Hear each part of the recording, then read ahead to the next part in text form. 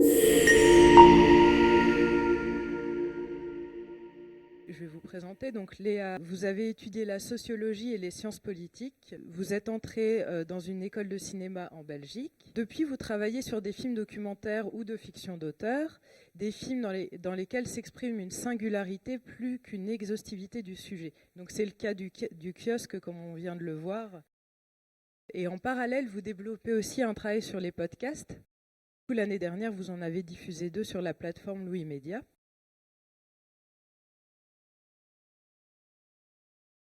Donc Alexandra, elle est plasticienne, elle a fait les Arts Déco, qui est une école d'art, mais un peu particulière parce qu'on touche un peu à différents types d'art, donc à la fois du dessin, des arts plastiques, mais aussi du cinéma. Et au cours de sa scolarité aux Arts Déco, elle a toujours dû travailler tout en étudiant, et elle a commencé petit à petit, enfin elle a fait un premier film sur son métier de concierge en fait dans un immeuble.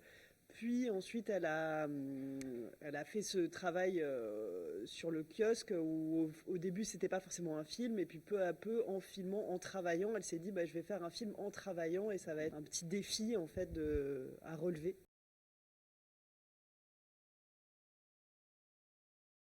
Quand on est monteur, on travaille, une fois que le tournage a été fait, on récupère les images, les sons qui ont été tournés. Et à partir de ça, on commence à assembler, à réfléchir à l'ordre des séquences, au rythme, à la manière dont on a envie de tresser l'histoire en quelque sorte. Et donc le travail il est assez différent si on travaille en fiction où il y a un scénario qui est en général beaucoup plus écrit. En documentaire, on écrit en quelque sorte une partie de l'histoire au moment où on commence à monter, c'est-à-dire à se dire on va commencer là et on terminera là et au milieu il y aura plutôt ça. Donc là sur le kiosque c'était un travail assez important parce qu'il a été tourné sur 6 ans avec au départ pas vraiment l'idée d'en faire un film et donc quand on s'est retrouvé en montage on avait une matière très éclectique, assez diverse et avec des dessins, avec beaucoup d'idées aussi formelles de choses à développer.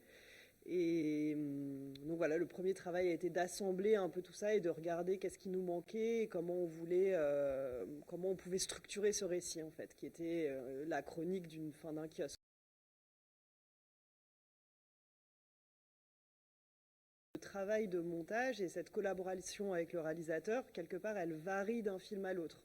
Et là, dans le cas particulier du kiosque, avec Alexandra, je pense qu'on a fait vraiment un travail d'écriture ensemble. D'ailleurs, c'est quand même souvent le cas, c'est-à-dire que elle avait des intentions évidemment par rapport à ce film enfin quelque part la ligne elle était assez claire, c'est-à-dire pour raconter la fin de ce kiosque, mais ensuite comment s'écrivent les voix off. Il y a énormément de choses qui ont été rajoutées en fait après, par exemple les maquettes ont été faites. En fait, on a fait une sorte de première ours et de ça, on s'est dit il nous manque des choses pour raconter la crise de ce métier et notamment des choses par rapport au métier en fait. Et là, les maquettes sont arrivées et donc. Pour répondre à la question, je pense que c'est vraiment un travail de ping-pong, de collaboration. Donc elle tournait en fait chez elle dans son faux studio kiosque. Et elle envoyait les images au montage et puis on réfléchissait. Moi, je montais, je lui envoyais, on réfléchissait, elle retournait. Donc c'était vraiment un travail comme ça très, très actif, mais aussi très particulier à ce film-là. Il y a d'autres réalisateurs qui ont vraiment clôturé leur montage, leur tournage au moment du montage. Donc, mais en tout cas, je dirais que c'est une écriture quand même à 4 mains, voire même plus, parce que nous, par exemple, là, le producteur, il a aussi une place assez importante.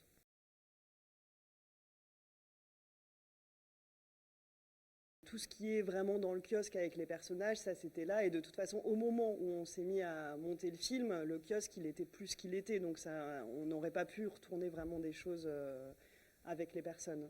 Donc elles étaient là. Après, c'est vrai qu'il y a eu un travail de casting hyper intéressant parce qu'il y avait énormément de matière, énormément de personnages. Et il y en avait beaucoup qu'on aimait énormément et puis qu'on n'a pas forcément gardé parce que on s'est dit que ce qui était chouette, c'était de les voir revenir, que chacun d'eux créer une partie de l'histoire en fait.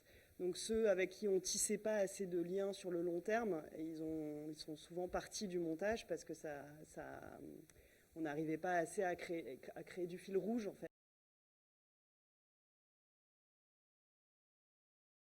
Quand on est rentré en montage, elle était partie avec le producteur sur une idée qu'on allait flouter tous les personnages. Donc, enfin, vous imaginez que c'est impossible de demander les autorisations de tout le monde tout le temps. Elle cachait pas du tout sa caméra, enfin qui n'était pas vraiment une caméra, c'était un téléphone, mais il était vraiment sur un petit trépied la plupart du temps, donc les gens le voyaient. Mais toutes les autorisations n'ont pas été signées à la fin. Elle en a à peu près 70%. Et sur les 30% restantes, en fait, il y a à la fois des gens qui sont morts, et puis il y en a certaines dont on n'a pas les autorisations, mais qui ont pris les risques parce qu'ils se sont dit que ça, voilà, que ce qu'on montrait d'eux, elle avait l'intuition que c'était pas vraiment un problème, quoi.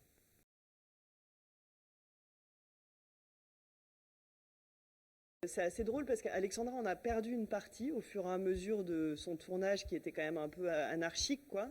Donc finalement, quand on est rentré en montage, on n'avait pas tant que ça. Je pense qu'on avait une 50aine d'heures, ce qui n'est pas du tout énorme.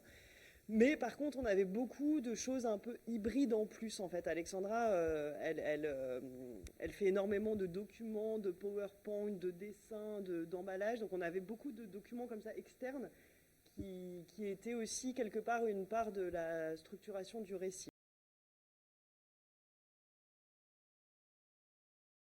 On a décidé de faire de la fabrication du film aussi une partie du film en train de se faire, parce que effectivement ça a participé aussi à ce qu'on se raconte de ce personnage un peu bricoleur, un peu art plastique, qui est sans cesse en train de réfléchir en fait quelque part à son dispositif.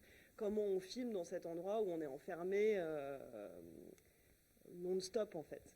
Et puis il y avait cette idée quand même du journal, en quelque sorte de cette chronique, et on avait l'impression que pour que ce journal s'écrive, ben, ça faisait aussi partie, la construction du film faisait partie de cette histoire du film qui se bricole.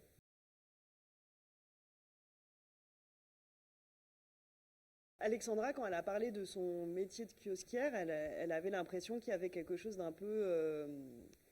en fait, il y avait un petit défi, c'est-à-dire qu'on est dans ce kiosque dans lequel, au final, quand on ne connaît pas le sujet, on se dit mais il ne se passe rien dans un kiosque. Et elle se rendait compte en exerçant ce métier qu'en fait, si, il se passe plein de choses et qu'elle était presque comme une sorte d'inspecteur, de profileuse, c'est un peu ce qu'elle développe là avec les chemises. Et donc cette idée-là, on l'a poussée un peu plus loin, où elle s'est dit, mais moi des fois j'ai l'impression d'être presque comme une sorte d'inspecteur gadget ou quelque chose comme ça.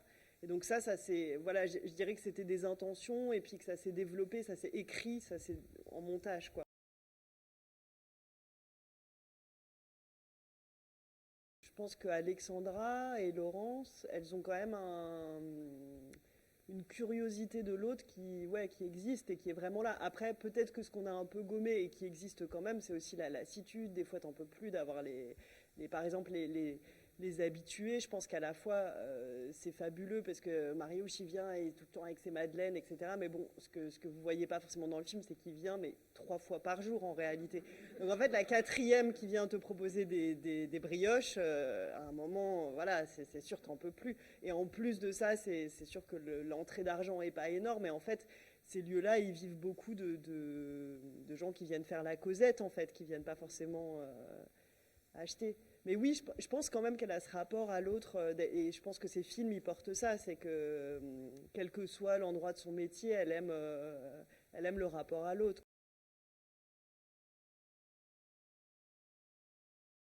Dans ce film, un peu le tournage à la maison, il n'y avait pas de preneur de son. Des fois, il y a des preneurs de son qui sont là, donc après on récupère au montage à la fois l'image et puis le son qui a été pris avec un micro plus proche, etc.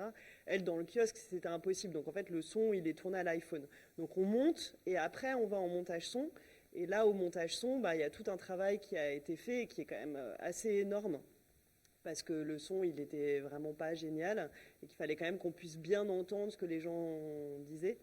Donc voilà, le montage image est OK et on va en montage son. Et là, il y a tout le travail sur à la fois des dialogues. Là, par exemple, le bruit de la rue est hyper prégnant parce qu'on est dans le 16e sur une grande place. Donc lui, il a quand même beaucoup travaillé à essayer de calmer les voitures et de faire sortir les voix quand on en avait besoin, etc. Et ça, c'est des choses très méticuleuses de travail de montage son. Et puis plus il y avait ce travail sur la voix off, qui est parfois une voix qui était tournée sur le kiosque avec les images, et puis des fois c'est des voix qu'on a rajoutées. Et il y a eu aussi tout un travail pour niveler ces voix pour que ça puisse fonctionner dans le même environnement acoustique, quoi, en quelque sorte.